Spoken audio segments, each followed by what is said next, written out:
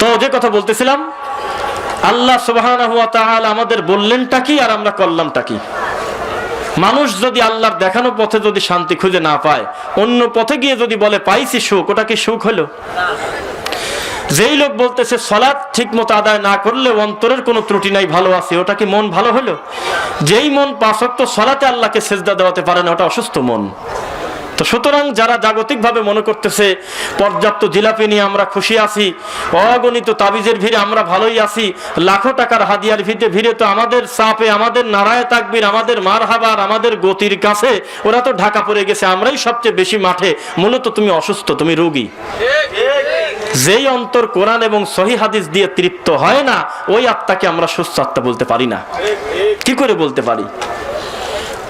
আমরা সকলে এখানে যারা আছি কোরআন এবং সহিহ হাদিস মানতে প্রস্তুত কিনা? ইনশাআল্লাহ।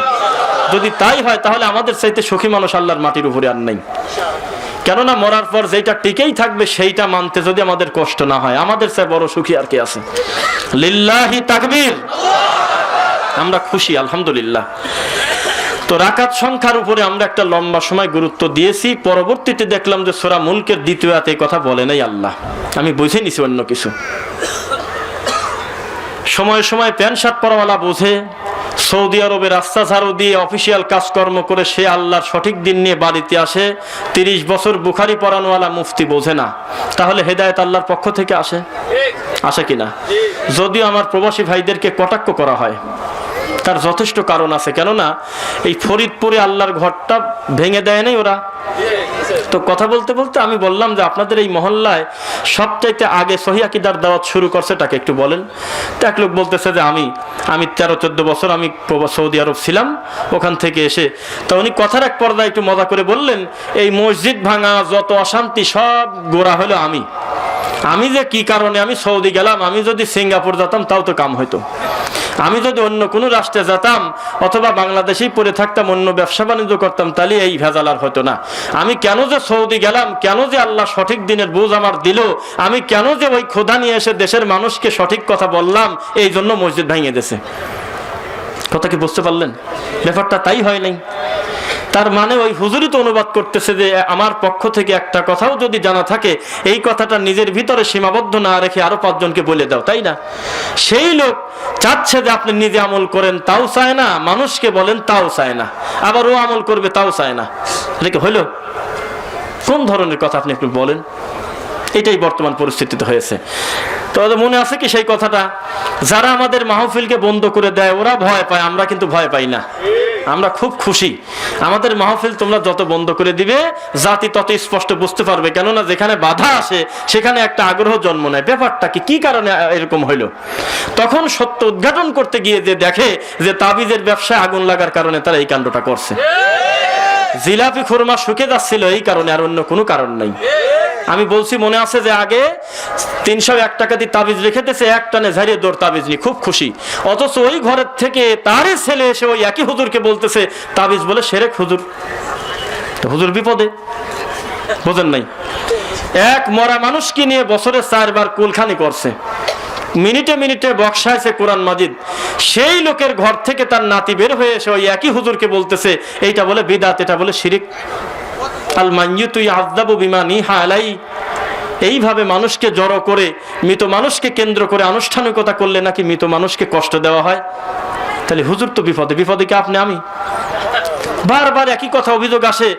আমাদের মসজিদের খতিব সাহেব খুতবায় উঠেই বলে যে হলে আহলে হাদিস কাফের, সহিহ আকীদার লোক কাফের, ইহুদির দালাল। এই দেখেন কাগজ আছে, ইংরেজদের থেকে আসছে, বিভিন্ন ভাবে বলে। তা আমি বললাম যে বলতে দেন, উনি হলো খুব বিপদে আছে, এই জন্য এই কথাগুলো বলতেছে। খুব বিপদে আছে, কেননা ওর আর কোনো কর্ম নাই।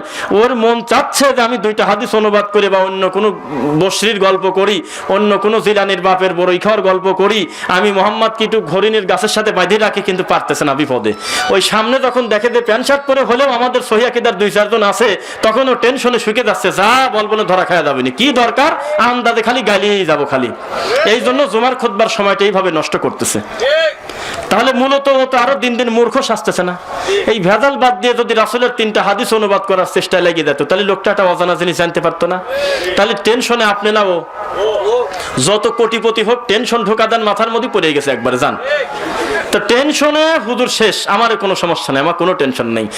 আমাদের সহিহ আকীদার একটা দিনী ভাই যদি রাস্তাঘাটে পায়, গ্রামে পায়, তা কত গালাগালি করে। তো রাস্তাঘাটে চলতে যায়, কত বড় বড় উঁচি লেভেলে হাইব্রিড হুজুরের সাথে, কত মুফতির সাথে দেখা হয়, একদিনও আমার মুখের দিক টাকা বললো না যে হ্যাঁ আপনার এই কর্মটা হলে সুন্নাহ বিরোধী, এইটা হাদিসে নাই, এ কথা বলে না। খালি প্রশংসা, আপনারা ভালোই আলহামদুলিল্লাহ। কেন বলে এই কথা আপনি বলেন তো একবার? আমার পর রাগ করা উচিত ছিল, কেননা আমাদের কথা শোনার পরেই তো আমাদের দিনী ভাইরা আমল করতেছে আলহামদুলিল্লাহ। কিন্তু ওদের একা একা পায়ে রাস্তাঘাটে অপমান করে, আল্লাহর ঘরে তুমি আসো না, তোমার আমিনের কারণে আমার ফাতিহা পড়া ডিস্টার্ব যায়, কত কথা। অথচ ওই লোক আমাদের সাথে যখন দেখা হয় রাস্তাঘাটে, তখন একেবারে তুলসী পাতা সাথে থাকে, একবারে মুফতির কোনো কথা নাই, জবান বন্ধ, কোনো সমস্যা নাই, অন্যান্য কথা বলে। বাড়ি কোথায়? হ্যাঁ ভাইজান আমি আপনাকে দেখি আলহামদুলিল্লাহ, একদিন আমাদের ওখানে আসেন, এইসব কথা বলে। তো তুমি সিরিয়াল করে আমাকে তো বলতেই পারো যে আপনারা মসজিদে লাল বাতি দিতে নিষেধ করছেন কেন? লাল বাতি তো নবী নিজে দিছে, এই কথাটা বলে না কেন একবার? তার মানে ও মোটে জানে যে পাকা শয়তানি করতেছি আমি মাঠে, আর এই সত্য যারা ডেলিভারি দেয় ওই লোকের সামনে আমি কিছুই না, আমার এগুলি বলে লাভ হবে না। এই জন্য এত সময় বসে থাকি, কোনো না কোনো ভাবে তারা আমাদেরকে খোঁচাক, এই খোঁচানোর কারণে আমরা সত্যটা তাদেরকে বলে দেই, কিছুই কয় না। অথচ ওই একই লোক বাড়িতে যায়, অসহায় দুই চারটা যুবক ছেলে বা সঠিক দিন যারা মানে তাদেরকে ওহাবি, ফিতনাবাজ, কাফের বলে বলে গালাগালি করে। তাহলে এখন মানুষ এগুলো বুঝতেছে না? বুঝতেছে কিনা? সত্য মানুষ বুঝতেছে আলহামদুলিল্লাহ। মানুষের ব্রেন এখন এমন সহজ হয়ে গেছে যে দিন মেনে নিতে কষ্ট নাই। তবে আমরা মনে করি একজন জাহেল, দিন ধর্ম না জানা মানুষের হেদায়েত পেতে যত সহজ, তথাকথিত মুফতির হেদায়েত পেতে অত সহজ না। কারণ ও একেবারে সিদ্ধান্ত নিয়ে ঘোষণা দিয়ে মাঠে নামছে যে বেদাত আমি চাষ করবো একবারে মাঠে। আর ওই বেচারা তো জানে না, তা ওর কাছে সত্য মিথ্যা পৌঁছাই নাই। আপনি আপনার মতো করে যদি সঠিকটা ভালো করে বুঝান, আমরা আশা করি দিনের ক্ষেত্রে কিছু উপকার হবে। আর মুফতি তো আগেই মাথায় প্যাকেট করে নিয়ে আসে যে না যাই বলুক ওরা হলে ইহুদির দালাল। কথা কি বুঝতে পারলেন? আমি ওই এমনি ওয়াজে তো আমাদের গালাগালি করেই কত, তা আমি একটা কমেন্ট মাঝে মধ্যে পড়ি। আমি একটা জায়গায় দেখলাম, আমি বলছি বিসমিল্লাহির রহমানির রহিম, এই কথা বলে সূরা ইখলাস আমি 3 বার পড়ছি। পরে বলছি এইভাবে যদি কেউ পড়ে তাহলে গোটা কোরআন মাজিদ একবার খতম করলে যত নেকি হয় তত নেকি। আচ্ছা বলেন তো, এখানে কোনো দলের গন্ধ পাইছেন আপনি? এখানে কোনো অন্য সুন্নি ওয়াহাবি আছে? তাও দেখছি 2-1 কমেন্টে লেখছে তুই হলে ইহুদির দালাল। তার মানে ওকল সিদ্ধান্ত নিয়েই আছে যে আমার কর্মেই হলে ওদের গালাগালি করা। ওকল বুঝে শুনে গালিচ্ছে না, আপনি ভুল করতেছেন সেই জন্য গালিচ্ছে তা কিন্তু না। আপনাকে আমি অপবাদ দেবো এই জন্য আপনার অপরাধ করা জরুরি না। আপনাকে আমি গালি দেবো, আপনি পাপ করা জরুরি না। আমার মানসিকতা খারাপ হলেই যথেষ্ট। শোনা যাচ্ছে না কথা মনে হয়? আপনাকে আমি বিনা কারণে গালিগালাজ করব, এটার জন্য বিশেষ কোনো কারণ না। আপনি ভালো মানুষ, তাও আমি গালি দিতে পারি আমার মানসিকতার কারণে, পারি কিনা? তো জাতি এখন বসতেছে, খুব বিপদে আছে। বিশ্বাস করেন এত টেনশন শেষ নাই। মাঝে মধ্যে কিয়াম করে, মাঝে মধ্যে করে না, বসে পড়ে। মানে কি যে ওই একই লোক কিছুদিন আগে ঝাঁকি দিয়ে মানে টাই নিয়ে চলে গেছে, ইল্লাল্লাহর হুটান। এই লোক এখন কমা দিছে। তা আপনি কমা দিচ্ছেন কত? এগুলি খুব বেশি জরুরি না, মাঝে মধ্যে করেন, মাঝে মধ্যে ছাড়েন, অসুবিধা নেই। ভালো ভালো মানুষ মুনাজাতে কাঁদি অস্থির করে ফেলা দেয়। ও বলছে যে আর দোয়া উমুক হল ইবাদা, দোয়াই তো হলো ইবাদত। এই কথা বলে মোনাজাত বৈধ করা হুজুর মাঝে মধ্যে ছাড়িয়ে দিচ্ছে। বিশ্বাস করেন ছাড়িয়ে দিচ্ছে, করে না। অল্প মুসল্লি আছে, উনি ওই দোয়াটা পরে একে উঠে যাচ্ছে। তো বলে যে চলে যাচ্ছেন, কয় না করা লাগবে, মনে করে করার দরকার নেই। মাঝে মধ্যে ছাড়েন, মাঝে মধ্যে করেন, তার টেনশন ঢুকে দেয়নি ওর মাথায়। হুজুরের কত তফিল শক্ত, হুজুর কত বড় বিদাতি, হুজুরের কত বড় বিদ্যা, ওই মুফতির কাছে, ওই শাইখুল হাদিসের কাছে আমাদের সহিহ আকীদার চেনা জানা মুখ 5টা তার ওই মসজিদে ঢোকা দেন, কিছুই করবে না, খালি ওর সামনে সালাত আদায় করবে। দেখবেন যে খুতবার কথা বদলা দিছে, অন্য কথা কয়। বাপ মার ওয়াজ করবে, অন্যায় হক হালালের ব্যাপারে, আর আমলের কথা কয় না। জানতে ধরা পড়ে যাবো না। আমাদের লোক দেখে ভয় ওরা পায় না, ওদের দেখে আমরা ভয় পাই। ওদের দেখে আমরা যদি ভয় পাই, এমনও জায়গা আছে 1001 আমাদের সংখ্যায় নাই, তাও তো আমাদের চিন্তা নাই। চিন্তা আছে কি? পৃথিবীর শ্রেষ্ঠ মানুষ মুহাম্মদ সাল্লাল্লাহু আলাইহি ওয়াসাল্লামের জনপ্রিয়তা লাগে না? ওয়া ইন তুতি আকসারা মান ফিল আরদি ইদিল্লুকা আন সাবিলিল্লাহ। মুহাম্মদ সাল্লাল্লাহু আলাইহি ওয়াসাল্লাম আপনি বাড়ি বাড়ি ঘুরে প্রত্যেকটা মাথা গুনে গুনে হিসাব করে সকলের মতামত নিয়ে ধর্ম চালাতে যান না। মানুষের স্বভাব হলো মানুষকে ডাইভার্ট করে অন্য রাস্তায় ফিরায় দাও। একে হুঁশ আন্দাজে চলে সব মানুষ। আপনাকে চালাবে হলো ওহী, জিবরাইলকে দিয়ে যা বলি তাই মতো চলেন, আপনি মানুষের কথা মতো চলেন না। আমরা সংখ্যায় কি বিশ্বাসী? সংখ্যার বিবেচনা কি সত্যের মাপকাঠি হতে পারে? সবচাইতে নারায়ে তাকবীরের ভিড়ে, সবচাইতে মারহাবার ভিড়ে রাসূলের সুন্নাত দিন দিন কোরবানি হচ্ছে, জানেন আপনি? কোনো কারণ নেই, একাই খালি চেঁচায়, খালি চেঁচায়। মানুষ মনে করতেছে মাঠ গরম, এর চাইতে ভালো বাজার কি হতে পারে? অথচ তার কাছে 2টা সুন্নাহর কথা বলেন, বলবে ছোটখাটো বলে মন খারাপ করবে। সুন্নাত দেখে যে ভয় পায়, ওর চাইতে বড় ভীতু, বড় কাপড় সেই মাটির উপরে আছে বলে মনে করেন? বিদাত দেখে যে আত্মতৃপ্তি বোধ করে, বিদাতিকে তিনি সমর্থন করে, তার চাইতে বড় জালেম মাটির উপরে আছে বলে মনে করেন আপনি? সুন্নাত দেখে যে আত্মতৃপ্তি পায়, নবীজির একটা ছোট সুন্নাত কেউ ছোটখাটো বলে ব্যঙ্গ করে না, তার চাইতে তৃপ্ত খুশি মানুষ কি খুঁজে পাবেন মাটির উপরে? আর ওরা আমাদের কি বলে জানেন?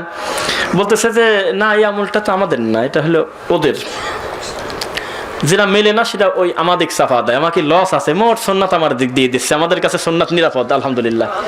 এই সুযোগে এই প্রতারক রাসূল সাল্লাল্লাহু আলাইহি ওয়াসাল্লামের চূড়ান্ত সুন্নাত থেকে মানে পড়ে আছে ফাঁকে, আমার লস আছে নাকি?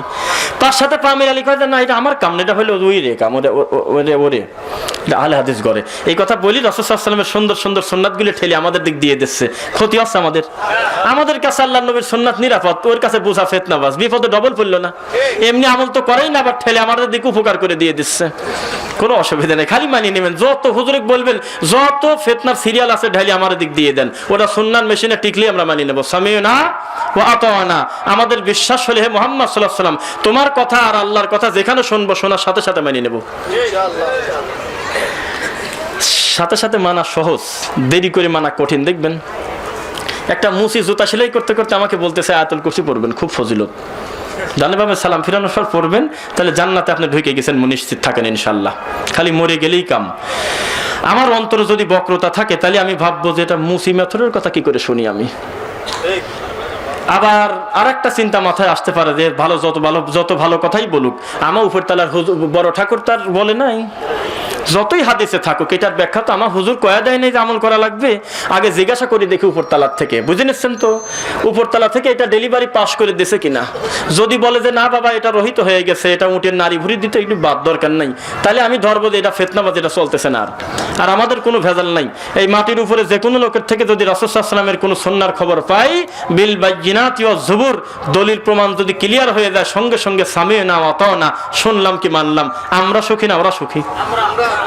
ভেজালে খুব ভেজালে আছে, বিশ্বাস করেন। খুব জালসা মাহফিল করার পরে আমি বাদে আরো 3 জন বক্তা ছিল, ওরা যে পরিমাণ খুশি হয়ে গেছে টাকা মাকা নিয়ে, ওর চাইতে বেশি খুশি হয়েছিলাম আমি 20-30 জন লোক নিয়ে নারায়ণগঞ্জে প্রোগ্রাম করতে দিলে না ফিরে দেয়, বিশ্বাস করেন, জানেন না। তাই কেননা আমার আত্মতৃপ্তি নিয়ে যাচ্ছিলাম যে গ্রামের মানুষ জানুক কোনো না কোনো ভাবে এই ওহাবিরা আমাদের দেশে ঢুকছে, তো একবার এই টেনশনে হুজুরে যাওয়া লাগবে না, একবার কোনো না কোনো দিন ওই হুজুর কোনো না কোনো দিন মাথায় নিক যে না, সারা জীবন আমার জিলাপি দিয়ে সবকিছু ঢেকে রাখতে পারবো না, আজকে আসি ফিরে গেল, কালকে আবার একেবারে মঞ্চেতে ফিরে যাবেনি, এর আগে বাসার থেকে গেল, এরপর থেকে 8 ঘন্টা ওয়াজ করে ফিরে যাবে, এরপর থেকে এমন হলো যে ছাতা আমি ওই মঞ্চে নাই বসতে পারি, এরকম না হয়, তাহলে আমাদের লস আছে কি? কোনো না কোনো ভাবে সত্যটা মানুষের কাছে পৌঁছাক। আমরা এত কষ্ট করে চ্যালেঞ্জ করে বলি যে হুজুর আপনি রাগ করেন কেন, আমাদের গোটা বক্তব্য সিরিয়াল করে আপনি টানেন, 1.5 ঘন্টা 2 ঘন্টার বক্তব্যে একটা বার বলি না ভাইরে আপনি অমুক দলের দিকে আসেন, আমাদের একটা তরিকা আছে, ওই তরিকার নাম লেখা দেন, তাহলে জান্নাতে যাবেন। এই কথা বলছি আমরা মুখ দিয়ে কোনোদিন? আমরা বলি যে আল্লাহর দিকে যাও, মুহাম্মদ সাল্লাল্লাহু আলাইহি ওয়াসাল্লামের দিকে যাও, এটা কি অপরাধ হতে পারে বলেন তো একবার? কোনদিন এটা অপরাধ হতে পারে না। সুন্নাহ যারা মানতে নারাজ, সুন্নাহ যাদের কাছে নিরাপদ না, তারা ছোটখাটো বলে ব্যঙ্গ করে সরায় দিচ্ছে। আমাদের কাছে মুহাম্মদ সাল্লাল্লাহু আলাইহি ওয়াসাল্লামের সুন্নাহ নিরাপদ, আলহামদুলিল্লাহ, আমাদের কাছে নিরাপদ। আমাদের কাছে নবী মুহাম্মদ সাল্লাল্লাহু আলাইহি ওয়াসাল্লামের কোনো সুন্নাহ তো অনিরাপদ না, আলহামদুলিল্লাহ, আমাদের কাছে নিরাপদ। যে কথা বলতেছিলাম, আমরা সুন্দর আমল চাই না বেশি আমল চাই? বেশি কথাটা এখানে চলে না কেন জানেন? আমি পরে ভাবলাম যে ব্যাপারটা কি, বেশি আমলের কথা লেখে নাই কেন, পরবর্তীতে বুঝতে পারলাম যে বেশি আমল দিয়ে, বেশি বলতে বেশি বোঝায় না, আপনি পারেন 20 কেজি 30 কেজি দেওয়া মানে বেশি না, কথা বোঝেন না দেখি। প্রতিদিন 1 কিলো হাঁটেন, এটা হলো একটা স্বাভাবিক সীমারেখা, আজকে 3 কিলো হাঁটলেন, 2 কেজি বেশি হাঁটলেন না, তো আল্লাহ আপনার ইবাদত বেশি দেবে, এটা আপনি কি করে মাথায় নিলেন? যেই আল্লাহ প্রতিদিন 7 আসমান থেকে নামিয়ে আসি প্রথম আসমানে আপনার গুনাহ মাফের জন্য ডাকে, ওই আল্লাহ কি করে আপনার বোঝা বেশি চাপাতে পারে? উনি ইবাদত অল্প দিয়েছে আমার বান্দার যাতে জুলুম না হয়, কিন্তু আপনি টাইনি রাবারের মতো বলাইছেন ওইগুলি। এক একটা সুন্নাতকে ঢেকে আছে অন্তত 30টা কচুরিপানা নোংরা বিদাত কুসংস্কার দিয়ে, জানেন আপনি? এখন এই কুসংস্কার, এই কচুরিপানা টানি সরাবির গেলি, এই কচুরিপানা যারা পরবর্তীতে দিছে তারে ভেজাল, আর কোনো কারণ না, কোনো কারণ না। এত অপবাদ দাও, একটু শর্ট করে এই অপবাদ দাও না কেন ওরা বিদাত করে, এত অপবাদ এত গালি দাও, শর্ট করে বলো যে ওরা মুশরিক, তা তো বলো না। আমরা রাত দিন বলি তোমার এই কর্মটা বিদাত, তুমি একটু সাহস করে আমাদের 5টা কি 10টা সিরিয়ালে বলো যে এই দলের ভিতরে এই 5টা 10টা বিদাত আছে, বলো তো। তা বলে না। তাই পৃথিবীতে পাপে তো আল্লাহর হকে সবচেয়ে বড় দুইটা, একটা হলো মুহাম্মদ সাল্লাল্লাহু আলাইহি ওয়াসাল্লামকে না মানার নাম বিদাত, আল্লাহকে না মানার নাম হলো শিরিক, নাকি? এই দুইটা অপরাধে যদি আমরা অপরাধী না হই, কোন অপরাধ আর আছে এর চেয়ে বড়, বলো তো দেখি। যে লোক মানুষ হত্যা করে ও নেকি মনে করে করেন, আপনি জানেন? মানুষ হত্যার চাইতে বিদাতি বেশি ভয়ঙ্কর, আমরা এই কথা বলতেই পারি। কেননা মানুষ হত্যা প্রতিদিন মানুষ করে না, বিপদে পড়েও কিন্তু মানুষ করে, মানুষে কামড় দেয়। দেখবেন আপনিও সাপ দেখে ভয় পাচ্ছেন, কোন দিক যাবো না যাবো, সাপও মনে করতেছে মরে সারলাম, এই ঘোজাঘুজি করতে করতে একটা কামড় দিয়ে বসছে। মূলত এমনও হতে পারে ও জীবন বাঁচানোর জন্য এই কামটা করলো, ও আপনাকে বাসার থেকে টার্গেট করে নিয়ে আসে না এই ওকে কামড় দিয়ে মারিয়ে দেবো আমি। কথা বুঝতে পারলেন কি? বোঝা যাচ্ছে কথা? তো আমরা যে কথা বলতেছিলাম, বেশি আমল আমাদেরকে আল্লাহ দিয়ে বোঝা চাপাচ্ছেন, এটা মনে করেন না। আর বিদাত যে কথা বলতেছিলাম, বিদাত কেন এটার চাইতে বেশি খারাপ? পরের ঘরে ঢুকে প্রতিদিন জেনা করা যায়। যত বড় নিকৃষ্ট লোক হোক, ছেলে ফেলে বড় হলে চক্ষু লজ্জা ওই অন্যায় আর করে না। বহু মানুষ বহু জেনা বা বিচার করছে, পরবর্তীতে বিয়ে শাদী করার পর একটা ভারত্ব চলে আসছে শরীরে, সে আর ওই ধরনের নোংরা কাজ করে না, তওবা করে বহু লোক ভালো হয়ে গেছে, হয় নাই? কেননা ওই জেনা করার সময় কেউ বিসমিল্লাহ বলে না যে আমি একটা নেকিতে ঢুকে গেলাম, তা মনে করে না কেউ।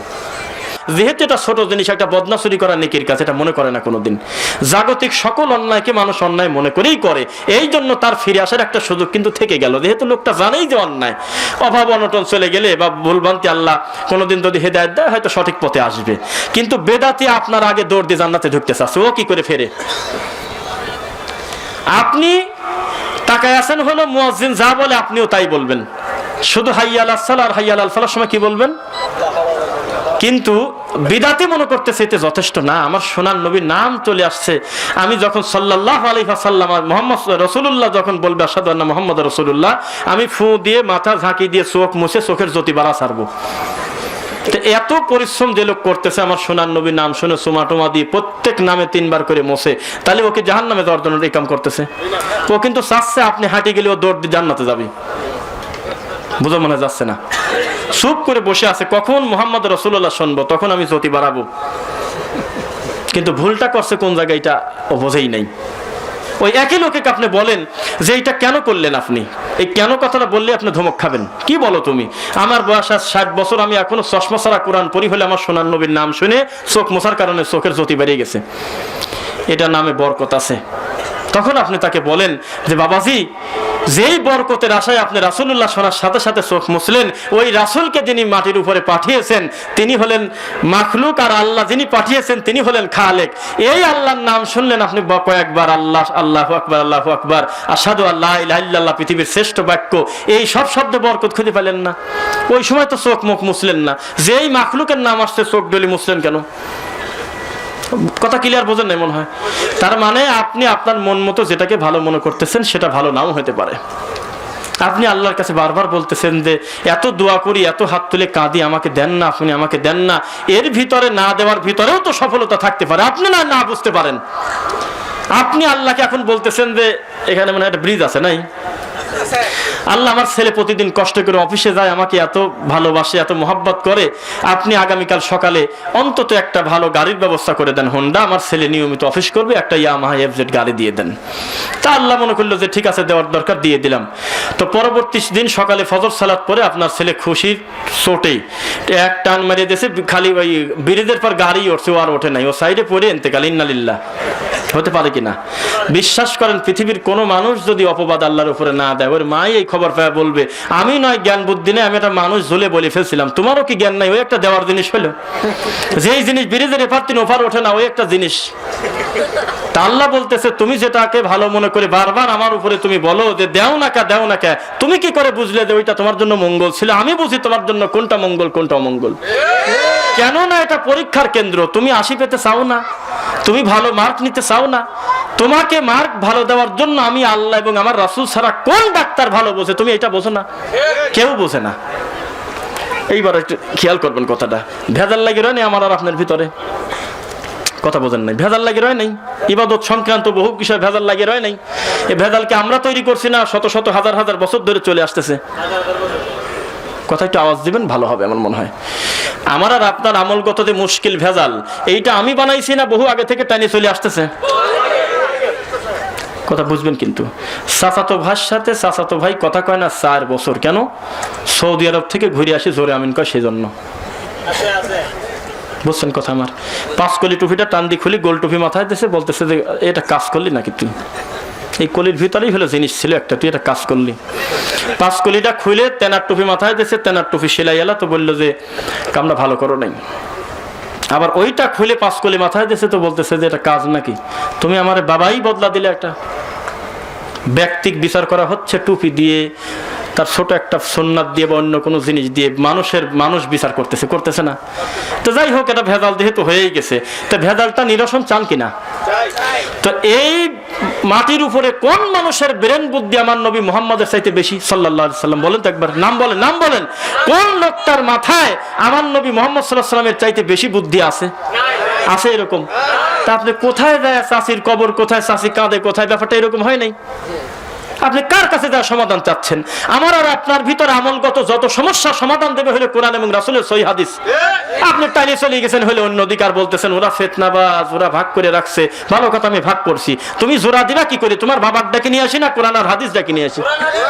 তুমি খালি চাচামার কবিরা ঐক্য চায় না, এরা হলো ফিতনাবাজ, এ দেশে কত কিছু হয়, এরা ঐক্যের কথা বলে না। তো ঐক্য তো তোমার চাই বেশি, আমি চাই। আমি যাচ্ছি কোরআন আর হাদিস নিয়ে, তুমি আসতে চাও হলো ঠাকুর বাবার গল্প নিয়ে। তো এইভাবে হয় কোনোদিন? চলো দুইজন আমরা এক জায়গায় বসি, কোরআন আর হাদিস কেউ না কেউ নিয়ে আসুক, নিয়ে এসে মাঝখানে বসাক, আমরা চারদিক গোল হয়ে বসি। যেই লোকটা মাথা নত করে যাবে আর বলবে যে এই দুইটাই মানিয়ে নিলাম, ও হলে আমার ঐক্যের ভাই। আর যে বলবে যে এগুলো আমার বোঝা কাম না, আমার বাবা হুজুর পাশ করে দিয়েছে কিনা তারপর কথা, তাহলে আপনি মনে থাকেন যে অভিনয় করতেছে, মূলত ঐক্য চায় না। পাগল হয়েছেন নাকি আপনি? ঐক্য মুহাম্মদ সাল্লাল্লাহু আলাইহি ওয়াসাল্লাম দিতে পারে না, আল্লাহর কোরআন একজন ব্যক্তি আর একজন ব্যক্তির মহব্বতে জোড়ায় দিতে পারে না। আর কোন জিনিস পারে মানুষকে মিল মহব্বত করাই দিতে? আপনি খালি জায়গায় জায়গায় সম্মেলন করে বলতেছেন যে এরা ঐক্য চায় না, এরা ঐক্যের কথা বলে না। নাম তো বলি না কোনো সময় আমি, আমার ইসমাইল চাচার মতো আবার না বলা লাগে, ইউটিউব ওয়ালার দোষ। এরা ওইটুক কাটে দিয়ে পারে নাই। বাবা রে, ওইটুক কাটে না দিতে কি উপকার করছে তুমি বুঝবে না। তা ইউটিউব ওয়ালার বলে দোষ বলেন, এইসব মিডিয়ার দোষ আছে। ও যা আমি বলতেছি তাই দেবে না, নাকি বানানি আছে বাড়িতে? তো বলতেছে যে আমি যে রফিকুল ইসলামের সাথে আমি যে অমুক মাঠে যে বিয়াদবিটা করছি, এটা কাটিয়ে দিলেও তো পারতাম। এটা কথা কাটিয়ে দিবি, ওইটি আগে দিবি। তোদের কথা বলতেছিলাম যে কাটিয়ে দেওয়ার দরকার নাই, তারপরে বলি আমি ভাবে নাম বলি না। সরমনে একটা গ্রুপ না, আহলে হাদিস একটা গ্রুপ না, একটা সংগঠন না, দায়িত্ব না, একটা বৈশিষ্ট্য না, একটা হেফাজত একটা বৈশিষ্ট্য, একটা গ্রুপ না, দল না। জামাত ইসলাম একটা দল না। প্রত্যেকেই কিন্তু আমরা যারা লা ইলাহা ইল্লাল্লাহ পড়ছি তারা আমাদের মুসলিম ভাই, আমরা অস্বীকার করব না। কিন্তু ভিন্ন ভিন্ন দল আছে কিনা? এক দল আরেক দলকে হিন্দুর চেয়ে বেশি খারাপ মনে করে। আপনার গাছ সাথে হলো চরমোনার দোকান, তার গাছ সাথে ফুরফুরার দোকান। চরমোনাই যদি বলেন যে সরিষার তেল আছে, যদি ফুরিয়ে যায় তো বলবি না যে সমস্যা কি, আমার ফুরফুরার অমুক ভাই আছে, ওর তেল নিয়ে যান। তো কবি যে পাশের দোকানে নাই বলেই দেখেন কোনো অচিন্তা আমার নাকি, তুমি কোনতে নিবা না মরবে অচিন্তা আমার না। মানে কোনোভাবে চাচ্ছে না যে এই পীরের লোকের কাছ থেকে নিক, কারণ ভিতরটা ছিঁড়ে চলে যাচ্ছে যে ও হলো খুব খারাপ পীর, আমারটা হলো মোটা পীর। আপনি জামাত ইসলামের একজন ভাইকে বলেন যে আপনার হেফাজতের সাথে হুবহু এক মিলে দিতে হবে, একবার হুবহু এক মিলতে হবে, আর ঝগড়াঝাটি করার দরকার নেই, সব এক হয়ে যান, মোহাব্বত করে একসাথে বসেন, তারা যা বলে তাই মানি নেন। তো বলবেন যে আমি এখনই বিষ খাওয়া মরে যাবো, তা ওদের ওইভাবে আমি তালে মেলবো না, আমার মতো মিলা লাগবে। আপনি কাউকে বলেন যে 5 লিটার টুপি আমার মতো এই টুপি মাথায় দাও, তো কবি যে না বিষ খাওয়া মরে যাবো, তাও এই কাম করবো না। বাংলাদেশে বহু প্রতিষ্ঠান আছে, গোল টুপিটা খুলে 5 কলি মাথায় দিবেন, ওই মাঝাতে বাইর করে দিবেন, নিবেন নাম বহু আছে। তাহলে আমি এই কথা বলার উদ্দেশ্য কোনো দলকে না, আমি বোঝাতে চাচ্ছি যে তাহলে ঝামেলা একটা হয় নাই, সমাধান আসতেছে সামনে ইনশাল্লাহ বলেন, মানে সমস্যা হয় নাই তাই বোঝাচ্ছি।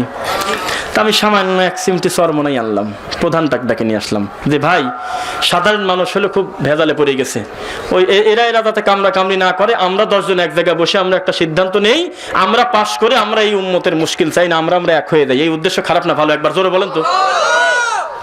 আমি সিদ্ধান্ত নিলাম আটরশির একজন সবচেয়ে বড় যিনি দায়িত্বশীল সে আসুক, মাঝভান্ডার থেকে তিনি একজন আসুক, প্রত্যেক ধর্মীয় দায়িত্বশীলদের ভিতর থেকে একজন প্রধান আসুক, আমরা ঘরোয়া একটা বৈঠক করে আমরা এক হয়ে যাবো, ঐক্য হয়ে যাবো। এই উদ্দেশ্য খারাপ না ভালো?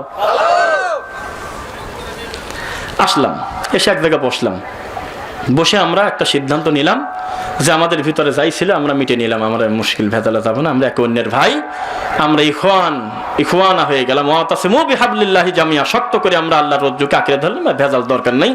সালাতে ডানে বামে সালাম ফেরানোর পর আমরা কিছু খাওয়া দাওয়া করে আমরা আমাদের প্রত্যেক দলের একটা অনুসারী নাই, একটা ভিন্ন ভিন্ন গ্রহণযোগ্যতা নাই।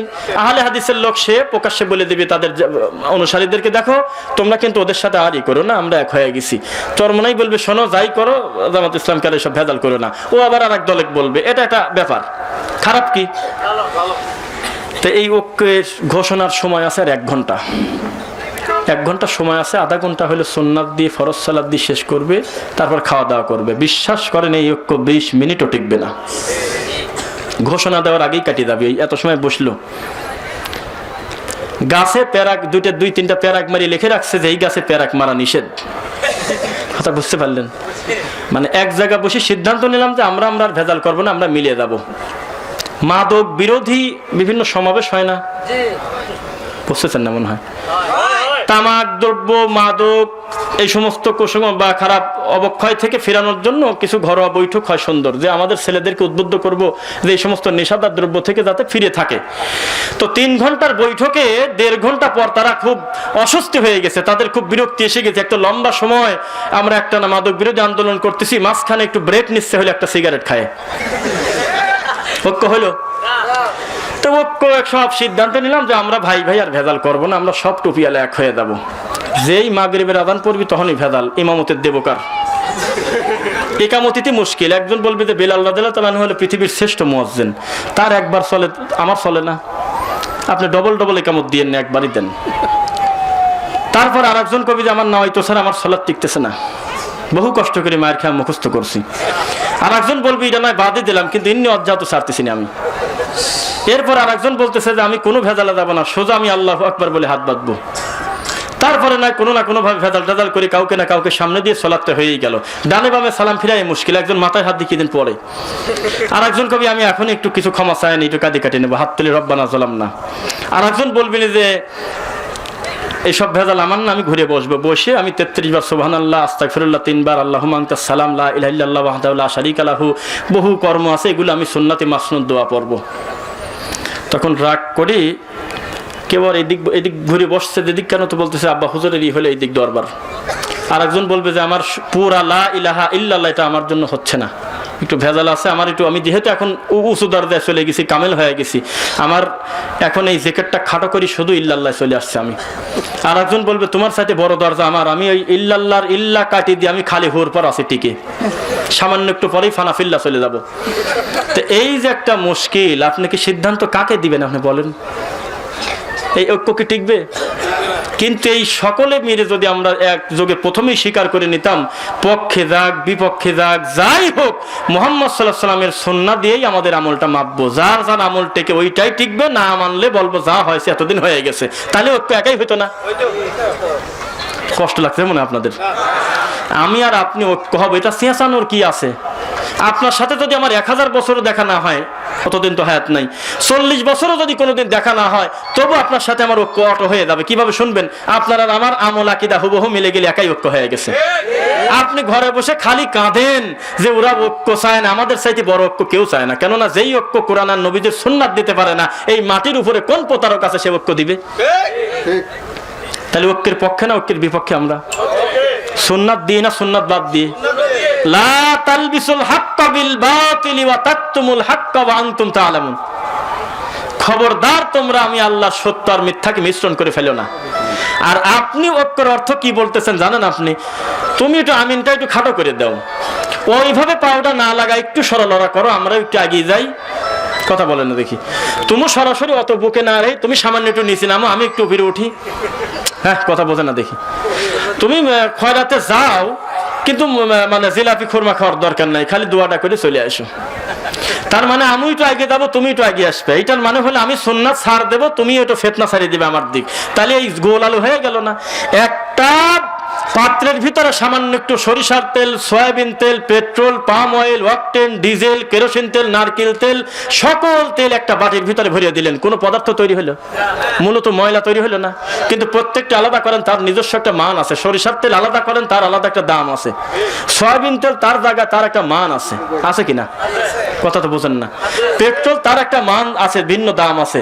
সমস্ত দামি জিনিস এক জায়গায় প্যাকেট করে সব বেদামি করে ছাড়ছেন। এখন কুকুরও খায় না। মুশকিল হলো না? ফেরাউনের মতো থাকুক, এটা একটা ইতিহাস। আবু জেহেলের গতিতে থাকুক, ওটা একটা ইতিহাস। যারা নারকেল ফাটালোকেই ধর্ম মনে করতেছে, তারা থাকুক, ওটা তাদের একটা ধর্ম। আমি মুসলমান, অন্তত আমি তো মুহাম্মদ সাল্লাল্লাহু আলাইহি ওয়াসাল্লামকে চূড়ান্ত সুন্নাতের মাপকাঠি মনে করি। তা কেন করি না? বোঝাতে পারলাম না মনে হয়। প্রত্যেকে তার জায়গায় জায়গায় অটল না। তা আমি কেন আমার সুন্নাতকে খাটো মনে করলাম? আমি কেন মুহাম্মদ সাল্লাল্লাহু আলাইহি ওয়াসাল্লামের প্রতি এত রাগ আমার? তার সুন্নাত আমার কাছে অবহেলিত কেন? এইভাবে ঐক্য হয় কোনোদিন? ঐক্য হয় না। একটু আগে বসবেন, সামনে কষ্ট করে, পিছন দিয়ে পরিবেশ করে দিবেন। আপনাদের উদ্দেশ্যে আমার আরো একটু কথা। এইসব অপবাদের জবাব দিয়ে খারাপ করতেছি মনে হয় নাকি? কোনো নাম টাম কিন্তু না, কত সুন্দরভাবে বোঝানো হচ্ছে মনে হয়, তাই না? ওই মনে করেন যেই জিনিসগুলো আপনাকে ফেস করতে হয়, শুনতে হয়, আমি এই হৃদয়ের ভিতরে জমে থাকা দুইটা কথা আমি আমার জায়গা থেকে বলার চেষ্টা করতেছি ইনশাআল্লাহ। আর একটা অপবাদ হলো, ওরা হলো কট্টরপন্থী। কি পন্থী? বোঝেন নাই? কট্টরপন্থী। ওরা খুব কঠিন, ওরা খুব সব বিষয় খুব কঠোর। যে কয়জন মুহাম্মদ সাল্লাল্লাহু আলাইহি ওয়াসাল্লামের সঠিক সুন্নাহ মানি, এই কয়জনও যদি তোমার মতো ঠান্ডা হুজুর হয়ে যেতাম, বহু আগে দেশে ধর্ম বেঁচে খাইতো। এখনো লা ইলাহা ইল্লাল্লাহ বলার লোক আছে কিনা? এখনো মানুষকে সিজদা দেওয়ার বিপক্ষে লোক আছে কিনা? এখনো তার ছোট হোক বড় হোক সকল প্রয়োজন আল্লাহকে বলার লোক এখনো 2-4 জন আছে। এই 2-4 জন লোকও যদি মনে করতো যে ঠান্ডা হুজুর হয়ে যাবো, কাবা ঘরে কেউ মূর্তি বানা ছাড়িয়ে দেবো, তাহলে এ দেশে বহু আগে ধর্ম বেঁচে খেত।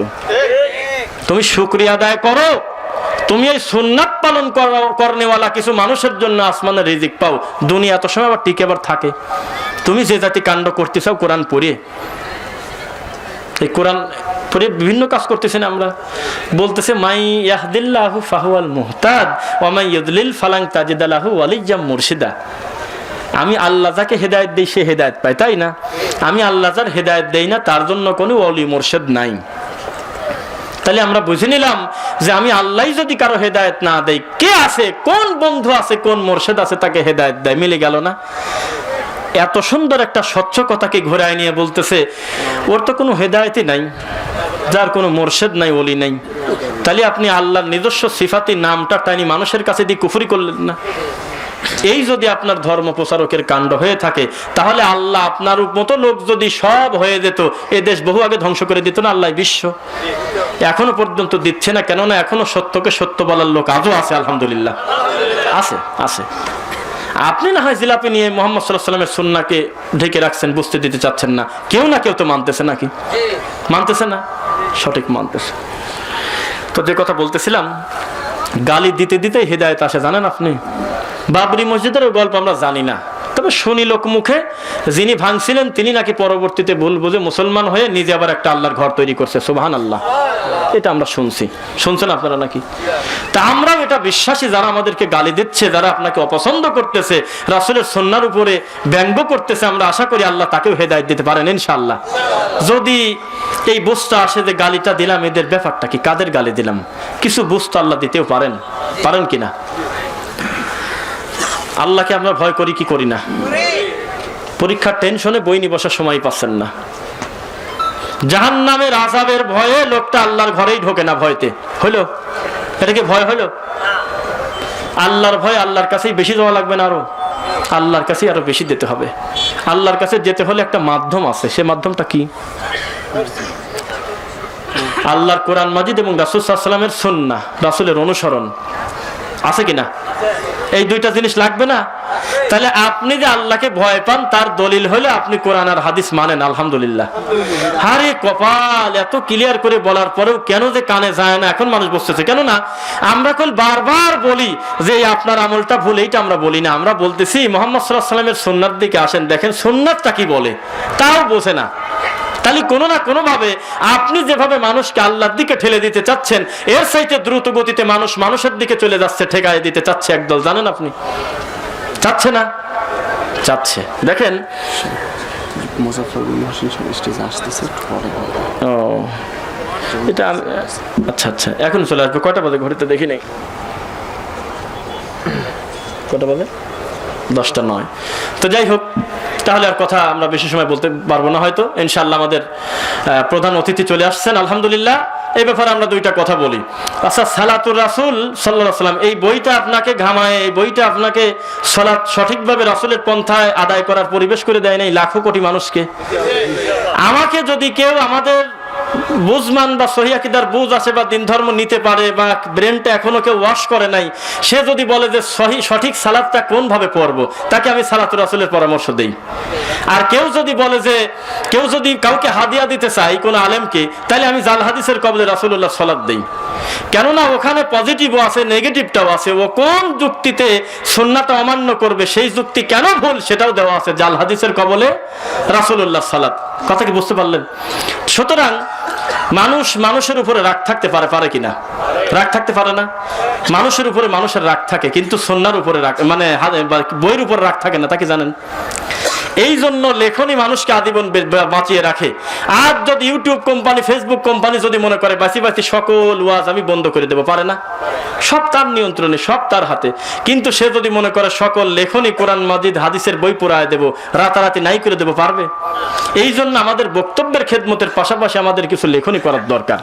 এই আলোকে আমি একটা বই লিখেছি, ঈমান হারানোর ভয়াবহ কারণ। এটা হলো প্রাইমারি সেকশনের ডোজ।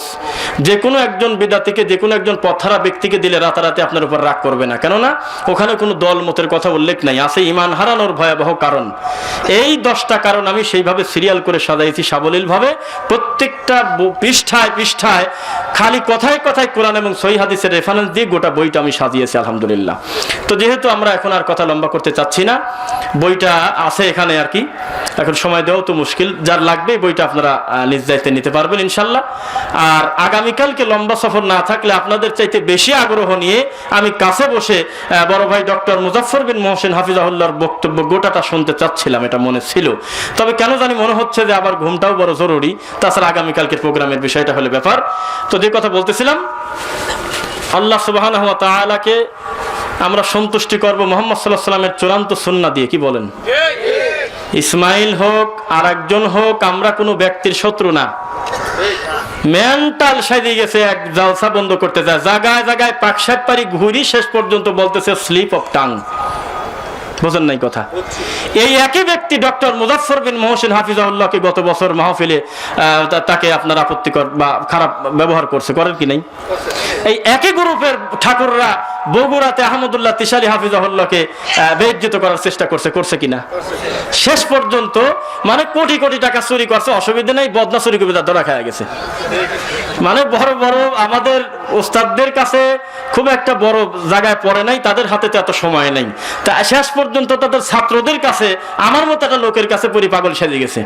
কম বিপদে পড়ে কুল ক্ষমা চান, আবার মনে রাখেন একুল সাধারণ বিগড়ে দেওয়া পাগল না, একুল পাগলের পর পিএইচডি করা। কথা বোঝেন নাই মনে হয়? ধর্ম বলতেই কোন ওই লোকটা খালি জিয়ারত আর খুরমা বোঝে, তা কি জানেন আপনি? ধর্ম বলতেই খালি ফরজ নামাজের পর মোনাজাত বোঝে সেই লোকও এত সহজে ক্ষমা চাওয়া যায় নাও। ওই কান মাথা শেষ করে দিয়েছেন আপনারা প্রবাসীরা। রফিকুল ইসলাম বিন সাইদের কাছে ক্ষমা চাও, ডক্টর মুজাফফর বিন মোহসেনের কাছে ক্ষমা চাও। এইভাবে তোমার কাজটা ঠিক হয় নাই। তুমি একটা রানিং প্রোগ্রামে তুমি এইভাবে বাধা দিতে গেলে কেন? তুমি নিজে 5টা ভালো কথা বলো। কোন বিপদে পড়ে আবার ভিডিওতে বলতেছে না যে আমার স্লিপ অফ টাং হয়েছে। আমি বুড়া মানুষ, ভুল তো করতেই পারি, আমাদের মনও এত ছোট না। আমরা আল্লাহর রাস্তায় তোমাকে মাফ করে দিলাম। এখন তুমি তোমার ইমানের সাথে আদৌ তুমি মানে সত্যটা রাখতে পারবে কিনা সেটা তুমি দেখো। কথা কি বুঝতে পারলেন? তাহলে আমি কি মূলত উপকার করতেছি না ক্ষতি করতেছি? আপনি বলেন তো একবার। ওখানে যদি আমি বলতাম আমার সোনার সাথ সভাপতি, আমি তো এটা কাজ নাকি, আমি এরকম কাজ করলাম, কথা ঘুরিয়ে নিলাম আমি, তাহলে আমি কিন্তু জোকার শাস্তাম, জানেন আপনি? আমি সত্যের উপর অবিচল থেকে একটু দেরিতে হলেও ফলটা আমি খুব ভালোভাবে পেলাম, আলহামদুলিল্লাহ।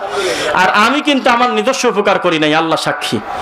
আমার এই ইসমাইল সাহেবের এক থাপ্পড়ের কারণে 1 বছর মাঠে দাওয়াত দিয়ে যত মানুষ আমার দিনের দাওয়াতটা বা ভালো 5টা কথা শোনে নাই, এই জালসা থামায় একটা ভিডিও, একটা অংশ লাখো লাখো কোটি কোটি মানুষের ঘরে পৌঁছে গেছে, তারা অন্তত চিন্তা নিল ব্যাপারটা কি, ঘটনাটা কি। নামাজের পরে মুনাজাত ছাড়াও কি আবার নামাজ হয়? অন্তত এই চিন্তাটা তো মাথায় গেল, তাহলে কোনো ক্ষতি হয় নাই খুব একটা। দোয়া করেন মাঝে মাঝে 2-4টি থাপড় সাপড় দিয়ে নিজের ভুলটা মানুষের কাছে প্রকাশ করুক, আর আমাদের মুখ দিয়ে সুন্নাতে এই কথাটা আরো বেশি মানুষকে ঘামায় দিক ইনশাআল্লাহ।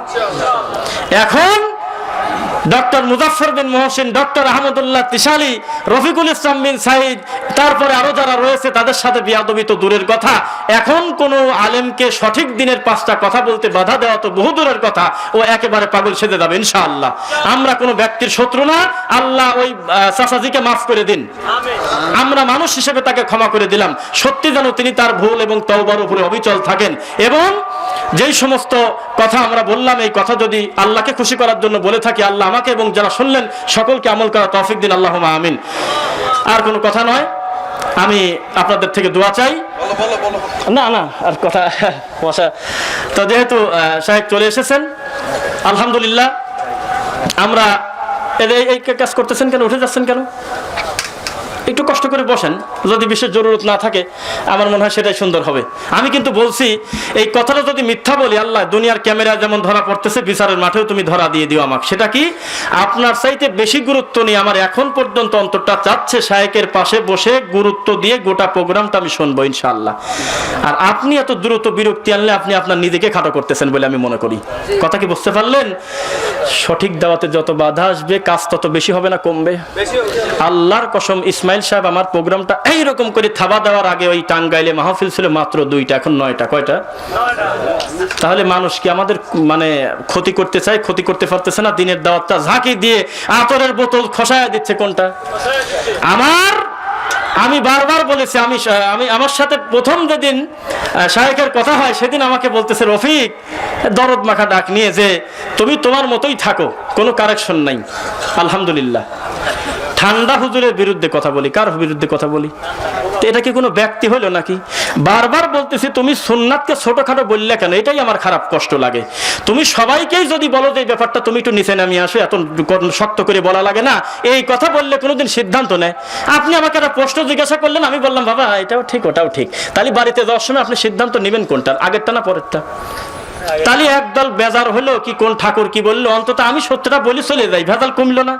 তাহলে এ মুশকিল বাধা রাখতেছে, কয় ওটাও চলে এটাও চলে, এইটা কথা হলো নাকি? এই জন্য আমরা বলি যে সত্যর সাথে মিথ্যা মিশ্রণ করেন না। এখন ধরা এমনি পড়ে যাচ্ছেন, একটাকে বলেই শেষ করে দেবো। বলতেছে আচ্ছা, কষ্ট হচ্ছে না তো? আচ্ছা, বলতেছে কি আমাকে আমার এক মুরব্বী দাদা বলতেছে, আচ্ছা তোমার জুমার খুতবার জন্য আলাদা ঘোষণা দাও কে, ব্যাপারটা কি? আমার হুজুর আজ 30 বছর খুতবা দেয়, তার তো আলাদা ঘোষণা মোষণা লাগে না।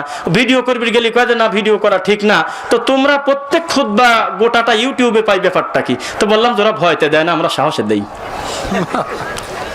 কেননা ও চাচ্ছে না যে আমার এই আব্দুল কাদের জিলানির মার বড়ই খাওয়ার গল্প, বাপের বড়ই খাওয়ার গল্পটা মানুষ ইউটিউবে দেখে ফেলাক।